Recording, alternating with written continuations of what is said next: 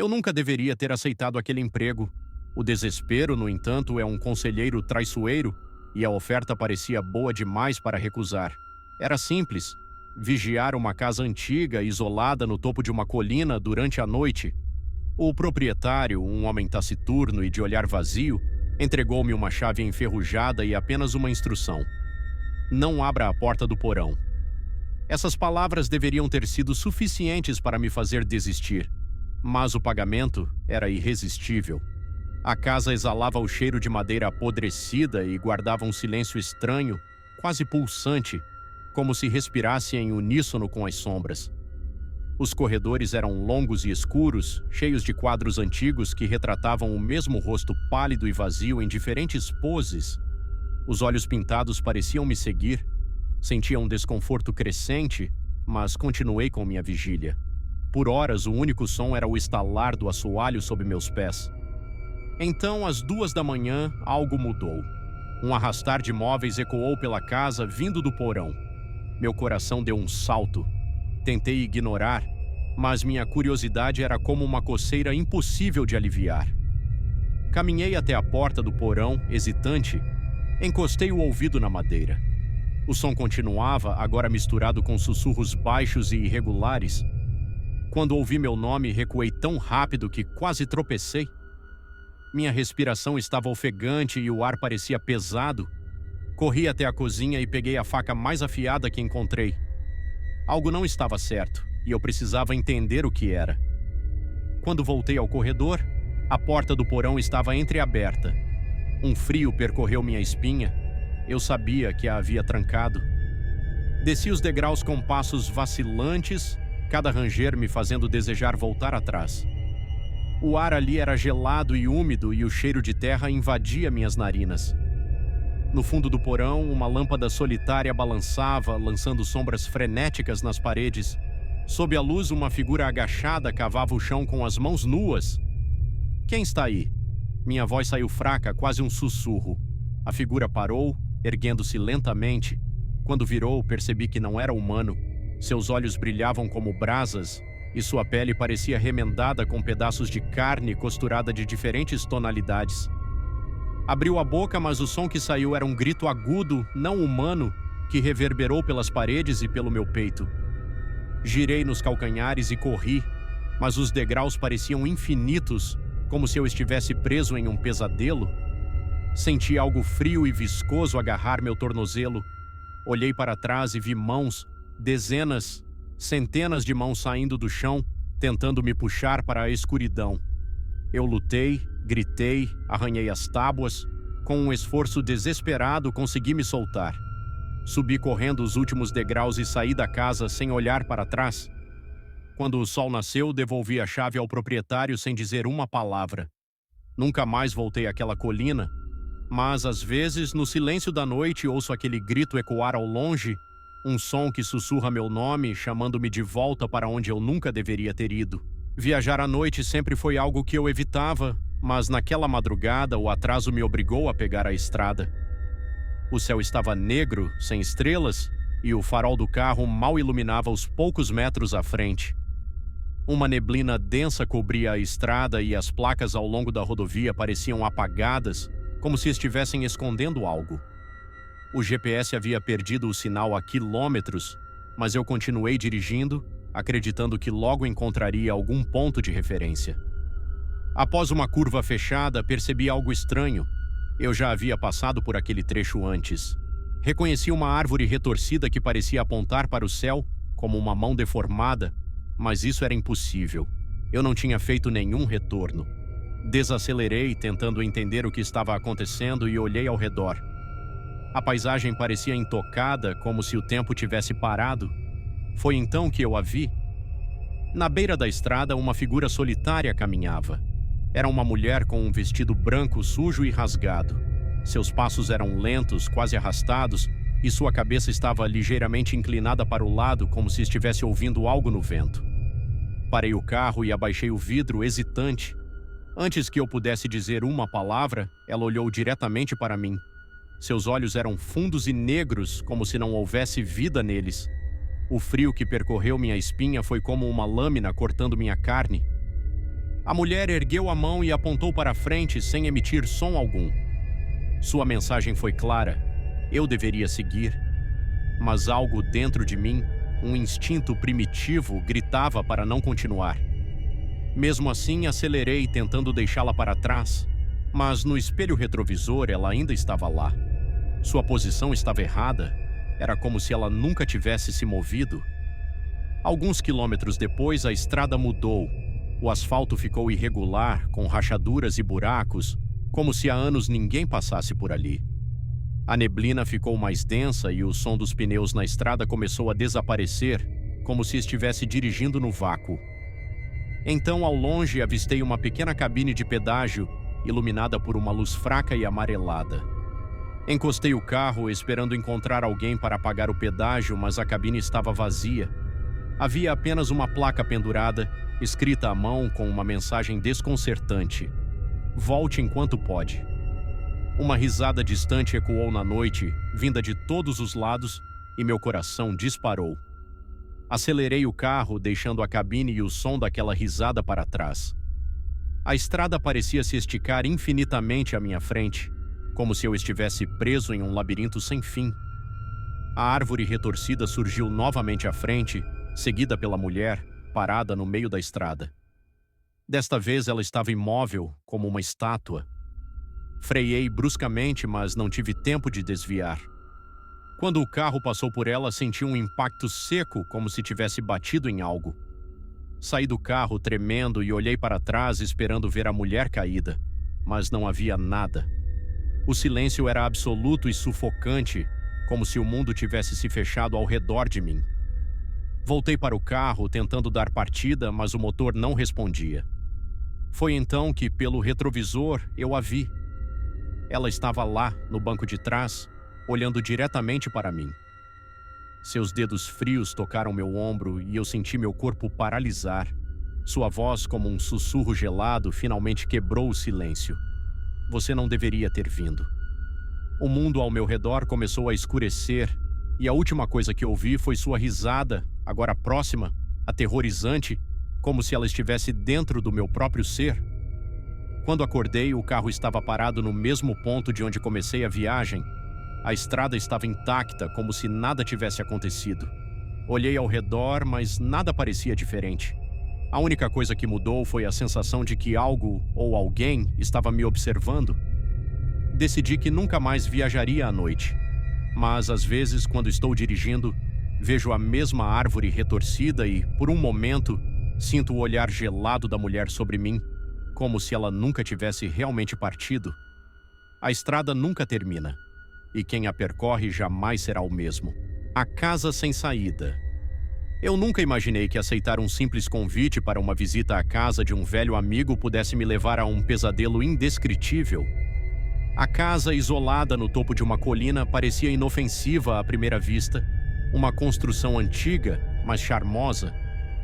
O céu estava encoberto por nuvens escuras e o vento assobiava nas árvores, criando uma melodia sinistra que parecia pressagiar algo ruim. Quando cheguei, a porta se abriu lentamente, como se estivesse esperando por mim, e uma sensação estranha tomou conta de mim, como se algo estivesse errado. "Entre", disse ele com um sorriso vazio. Ele parecia diferente, mais sombrio. A casa estava fria, muito mais fria do que deveria para uma noite de verão, e a temperatura interna contrastava com o calor do lado de fora. As paredes estavam cobertas de poeira, e o cheiro de madeira velha e mofo invadiu minhas narinas, causando um desconforto inexplicável. O ambiente estava quieto demais, e a sensação de que algo estava errado me acompanhava desde o momento em que pisei no hall de entrada. Ele me conduziu pelos corredores estreitos, onde quadros antigos de rostos sem expressão pareciam me observar com olhos vazios. O piso de madeira rangia a cada passo e o som ecoava de uma maneira peculiar, como se a casa estivesse viva, absorvendo cada movimento. No fundo, uma porta estava entreaberta e uma luz fraca escapava do porão. "Não se aproxime", ele disse com um tom sombrio. "A porta do porão nunca deve ser aberta." Sua advertência, longe de me deter, alimentou minha curiosidade. Quando ele se afastou por um momento, não consegui resistir. Meus pés se moveram sozinhos, como se fossem guiados por uma força invisível. Aproximando-me da porta do porão, ouvi algo. Um sussurro fraco, uma voz distante, como se alguém estivesse chamando meu nome. Tremendo, empurrei a porta com cuidado e o ar gelado que invadiu meus pulmões me fez arrepiar. Uma sensação de pavor me envolveu. Lá embaixo, uma luz fraca iluminava uma figura encurvada, com cabelos longos e sujos, cavando freneticamente o chão como se estivesse desesperada por algo. Quando me aproximei, a figura se virou lentamente. Seus olhos estavam vazios, como buracos profundos, e seu rosto estava deformado, uma mistura de terror e algo não humano. A boca se abriu e uma voz distorcida e incompreensível sussurrou: "Por que você veio?" Antes que eu pudesse reagir, as luzes se apagaram. O silêncio se tornou ensurdecedor e uma sensação de esmagamento tomou conta de mim. Ouvi passos rápidos atrás de mim e uma mão fria agarrou meu ombro, puxando-me para trás.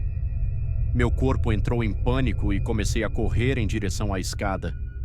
Cada degrau parecia mais distante, como se a casa estivesse se esticando para me prender ali, para nunca mais me deixar sair.